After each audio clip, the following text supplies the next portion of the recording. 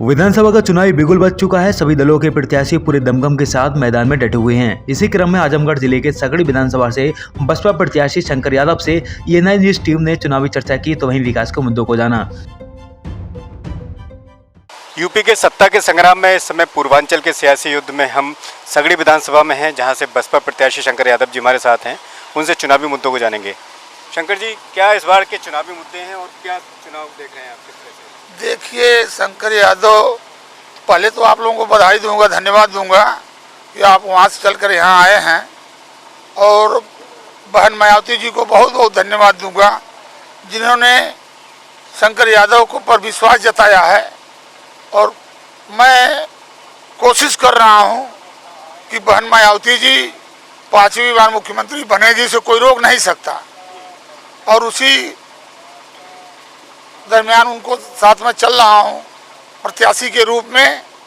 और जनता जो है सर्वधर्म सबको मानने वाले सारे लोग शंकर यादव अपने बेटा मान करके सभी लोग वोट दे रहे हैं, क्योंकि मैं 40 साल से सगड़ी में, जब से मैं कन्याकुमारी से दिल्ली तक पैदल यात्रा किया, और अभी 16 में मैंने जयप्रकाश नारायण जी की जन्मभूमि सीताब्दियरा से सैफई तक की भी पद यात्रा किया था, और तमाम जन आंदोलन चलाया था।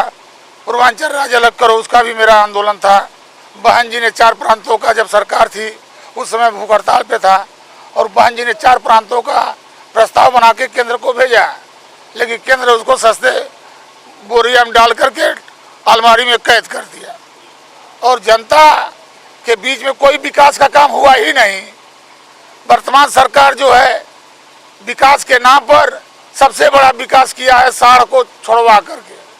आज साढ़ जो है देखे होंगे, एक दिन मैं जा रहा था चक्की प्रचार के दौरान 200 साढ़ एक खेत में खा रहे थे। एक दिन मैं गया था, एक आग लग गई थी निषाद बस्ती में, वहाँ भी स्थिति, मैं 5 बजे पहुँच गया, रात में पता चला तो एक बच्चा था इतना बड़ा, करीब रहता वो 10 साल का रहा होगा, 8 साल का, अपने बैग में कुल्हाड़ी रखा था इतना बड़ा, मेरे बगल में आके खड़ा हो गया। मैंने पूछा, बेटा तुम कहाँ से आ रहे हो? कहा कि खेत से आ रहे हैं। एक आध साथी मोबाइल पर उसको चला दिए, तो मैंने ऐसे ही उसके पॉकेट में हाथ डाला तो एक बोतल था और वो कुल्हाड़ी थी। तो हमने पूछा, कुल्हड़िया कहाँ ले घूम रहे हो? तो कहा कि साहबा जब मारे आवेला था उन्होंने हम खेद ही लगे से। अब बताइए ये सरकार किस हद तक है कि जिस बच्चे के हाथ में कलम होना चाहिए वो कुल्हाड़ी लेके घूम रहा है, साढ़ रखा रहा है। इस देश का क्या होगा, इस प्रदेश का क्या होगा? यह प्रदेश जो है, यह देश भारतवर्ष जो है सबसे बड़ा निर्यातक देश है मांस का। आप यहाँ रोक लगा रहे हैं, स्लाटर हाउस जगह जगह चल रहे हैं, बड़े बड़े स्लाटर हाउस, और आप देखेंगे अलकबीरा स्लाटर हाउस किसका है, और बड़े बड़े स्लाटर हाउस चल रहे हैं, वो बंद नहीं होंगे। जो छोटे बेचारे हैं, जो अरे जीव ही जीव का आहार है, ये तो माना जाता है ना, ये भारत की संस्कृति है। बड़े बड़े ऋषि महर्षियों ने भी कहा जीव ही जीव का आहार है। आप अगर किसी की बात को, किसी के धर्म को दबाने की कोशिश करेंगे तो यह देश उसको मान नहीं सकता। मायावती जी के शासनकाल में उद्योगों को काफ़ी बढ़ावा मिला था, आपके क्षेत्र में भी उद्योगों का अभाव है, तो इसके लेके आपकी क्या योजना रहेंगी? देखिए, हमारे यहाँ बहन जी ने जो रास्ता खोला था, जिले बढ़ा दिया, एक जिला बढ़ने से कम 200-400 लोगों को नौकरी लगती है। डीएम बैठेगा, एसपी बैठेगा, कोर्ट बनेगा, जेल बनेगा, तमाम अस्पताल बनाया, तमाम नया जिला बनाया, तहसील बनाया, तमाम यूनिवर्सिटियां बनाई महर्षियों के नाम से। उन्होंने किया, ये लोग क्या किए हैं? विकलांगों के लिए यूनिवर्सिटी, तमाम चीज़ें बनी है। एक्सप्रेसवे जब बना रही थी आगरा से दिल्ली, तो जो आज एक्सप्रेसवे चिल्ला रहे हैं, बहन जी ने शुरुआत किया था उसको। और अपराधी या तो प्रदेश छोड़ के भाग गए थे या जेल के शिकंजे में थे। जो कहा जाता था कि भारत की नारी कन्याकुमारी से दिल्ली तक 12 बजे रात में चले, उसमें कोई आंख नहीं उठा सकता, वो स्थिति थी। आज क्या है?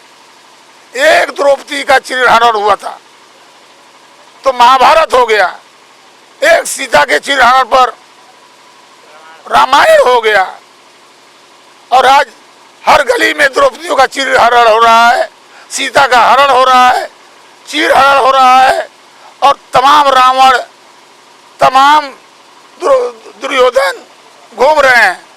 कुछ हो रहा है कहीं? युवाओं के लिए और महिलाओं के उत्थान के लिए आपकी क्या परिकल्पना है? देखिए, युवाओं के लिए मैं हाउस में लड़ूंगा, और हमारे समाज में आज देखिए उद्योग, आंध्रा से मछली आती है हमारे यहाँ। अगर आंध्रा की मछली न रहे तो किसी का फंक्शन पूरा नहीं होगा।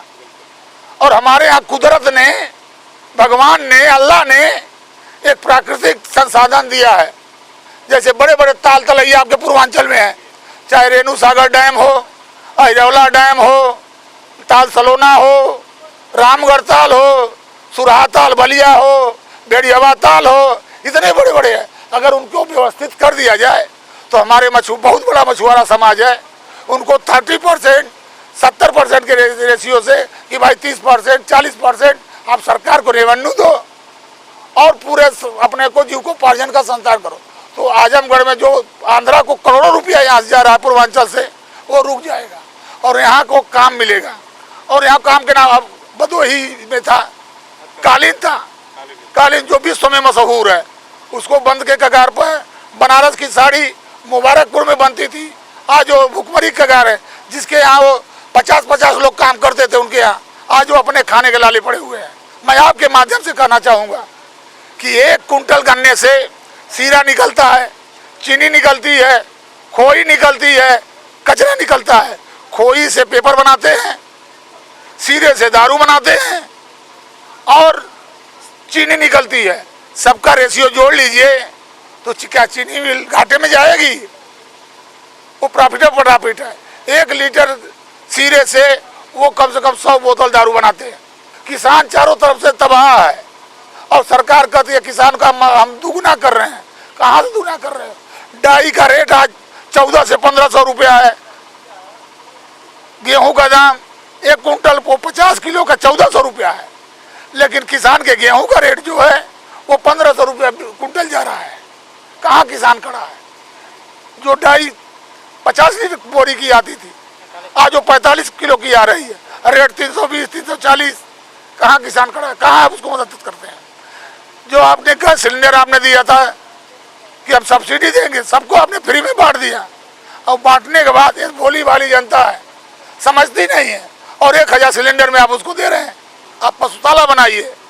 अरे पशुशाला कहाँ से तो पहले आपको बताइए, अपने घर में लोग बांध के रखते थे, अब छोड़ दे रहे हैं।